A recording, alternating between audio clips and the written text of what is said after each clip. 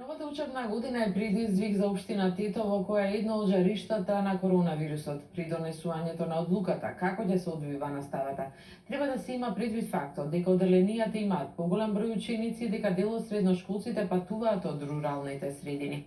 Оделенската наставничка Сонја Трифуновска, која е една од 100 најдобри онлайн наставници, вели дека треба да се практикува овој начин на учење освен за најмалите ученици. Даниела Билбиловска има повеќе. Мора внимателно да се одлучи кој модел на настава ќе се избере во Тетово во новата учебна година, бидејќи ова општина е едно од жариштата со коронавирус.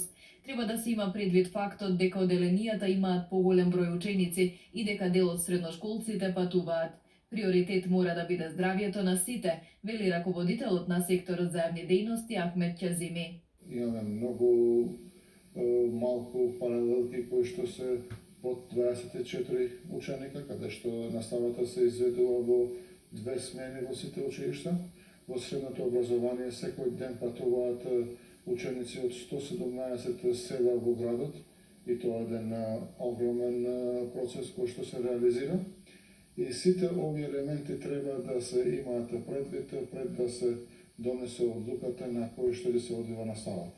Оделенската наставничка Сонја Трифуновска, водена од долгогодишното работно искуство, смета дека децата од почетните оделенија треба да бидат физички присутни во училишните клупи, додека за поголемите ученици наставата да се одвива онлайн. Првачињата, на пример, за прв пат се среќаваат со училиштето и многу е важен непосредниот контакт со наставникот. Уште побитен е воспитниот елемент тука, затоа што е потребно учениците да се адаптираат на училиштето, да се социализираат, да формираат основни работни навики тука и многу важен дел од писменувањето, за кој што мислам дека многу тешко ќе се одвива доколку се оди со онлайн настава. Малку повозрасните ученици многу подобро ќе се снајдат во онлайн наставата, затоа што тие веќе информатички се поспремни, пописменети.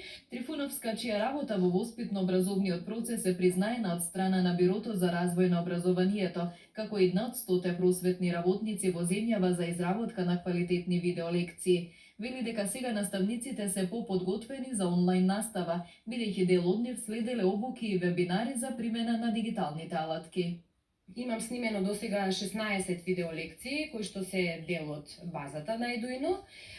Меѓутоа, освен видеолекции, имам снимено и едукативни активности како игри, 9 игри. За децата од предучилишна возраст пак во тетовските градинки се прават анкети со родителите, дали имаат неопходна потреба да ги носат во градинка, зашто ќе треба да приложат потврди дека нивната работа не можат да ја извршуваат од дома.